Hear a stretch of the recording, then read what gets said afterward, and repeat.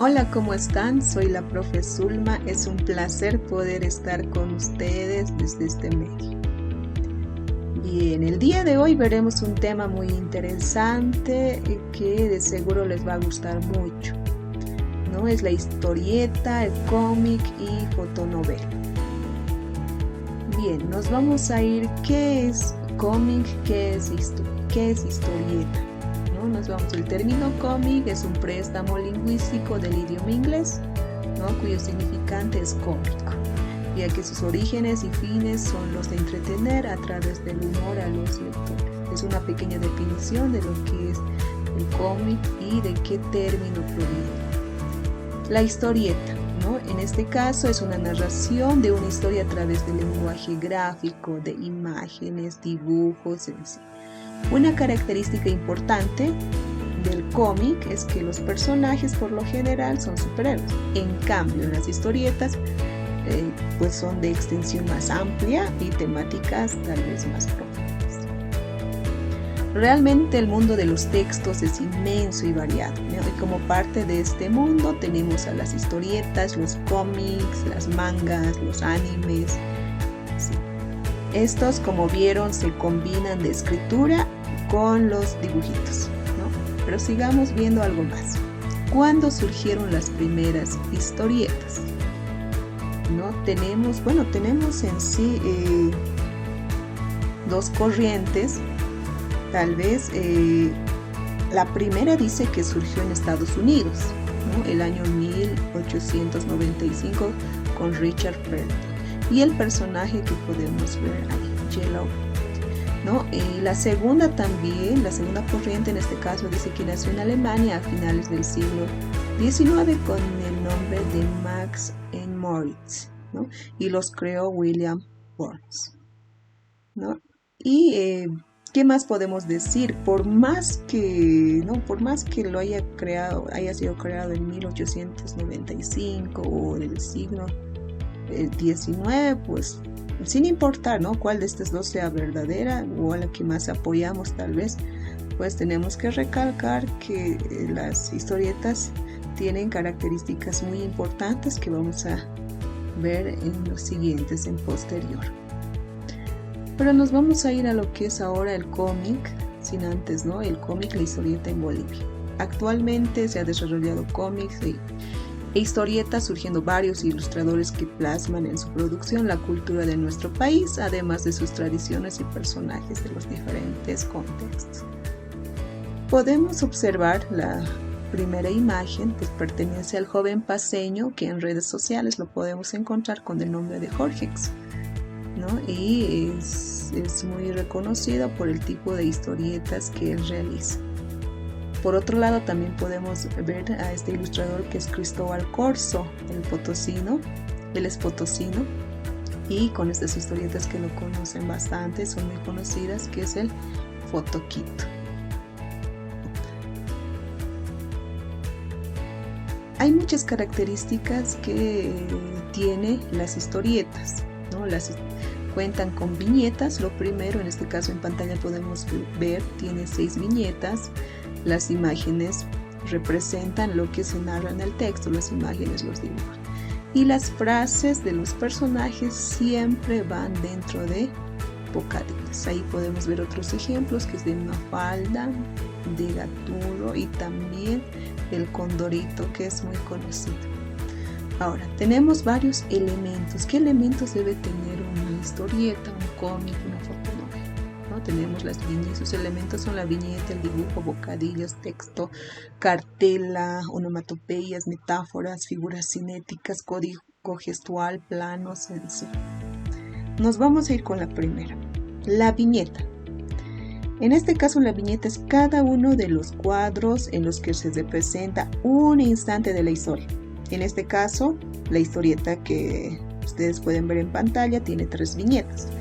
Cada viñeta representa en este caso un pedacito de la historia, ¿no? De forma general también es rectangular, pero no siempre.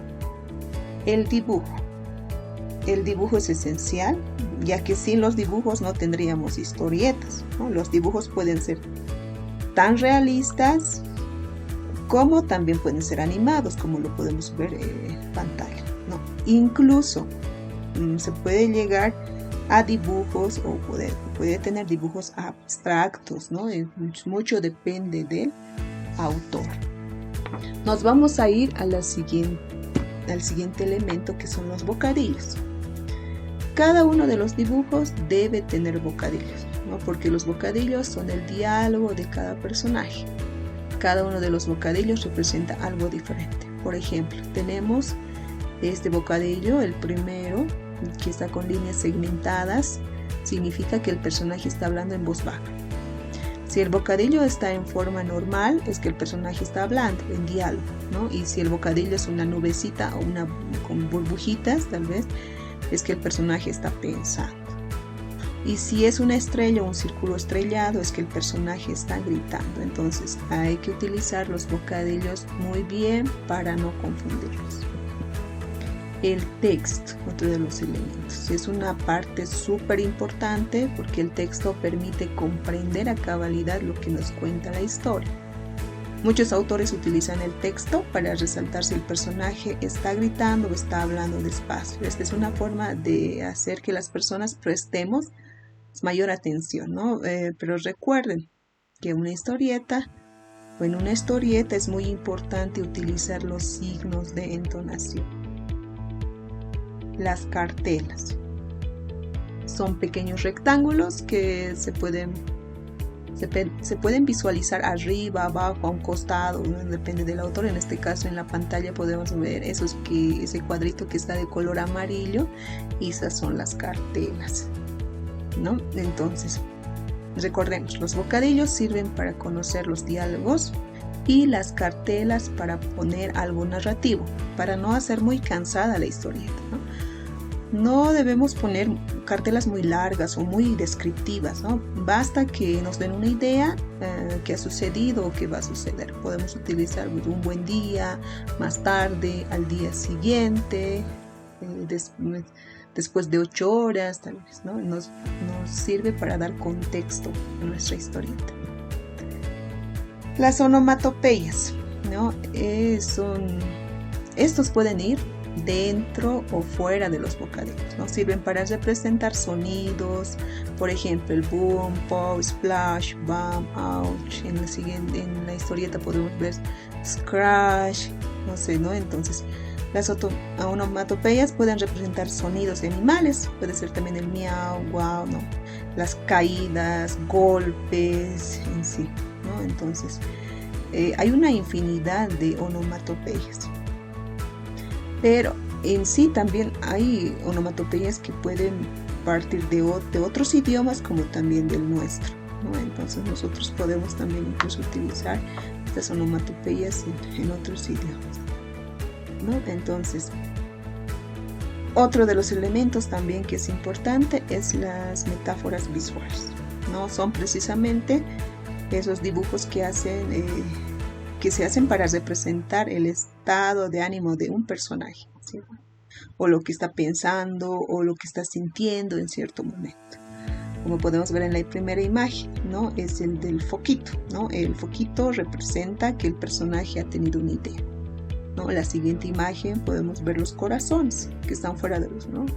bocadillos. Los corazones siempre representan amor. Entonces, en este caso, el vikingo está enamorado de una muchacha. Y finalmente tenemos también la imagen de alguien que está durmiendo, que si no tuviera esta imagen, ¿no? Se presenta aquí, ¿qué le está pasando? ¿No? Hay un signo de interrogación, no acepta que el otro está durmiendo. Tenemos también las figuras cinéticas, muy importantes también, son gráficos utilizados para dar la sensación de movimiento. Vamos a ver, miren en ese personaje. Si le quitáramos esas figuras que tiene debajo de los pies, ustedes pueden visualizar que sería como si ese personaje estuviera haciendo solamente un esfuerzo o algo así. Pero al ver las figuras, tú te das cuenta que el personaje está en movimiento, está como saltando, ¿no? Entonces, gracias a esas figuras, nosotros podemos darnos cuenta de qué acción está realizando el personaje. En este caso, en la segunda viñeta también, ¿no? ¿no? Podemos ver ahí el gato que saltó y que el señor trató de agarrarlo con los brazos, ¿no? Y el otro dio un salto. Entonces, ahí, ¿no? Entonces, nosotros nos imaginamos al ver estas imágenes, ¿no? Estas figuras cinéticas, ¿no? Entonces nos podemos imaginar gracias a esas figuras cinéticas. El código gestual, que también es muy importante, con ello se puede representar determinada información, ¿no? El enojado, el de las cejas, el tipo de las cejas, tipo de ojos, ¿no? Este código gestual es muy importante, ¿no?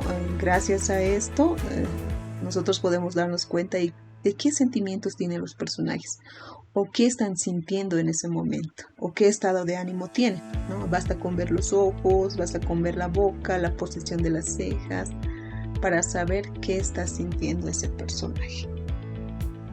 Por último, finalmente tenemos los planos panorámicos, general, americano, medio, primer plano, plano detalle, ¿no? Los planos, ahí está el plano panorámico, que es más del panorama ahí, ¿no? Generalmente es más amplio.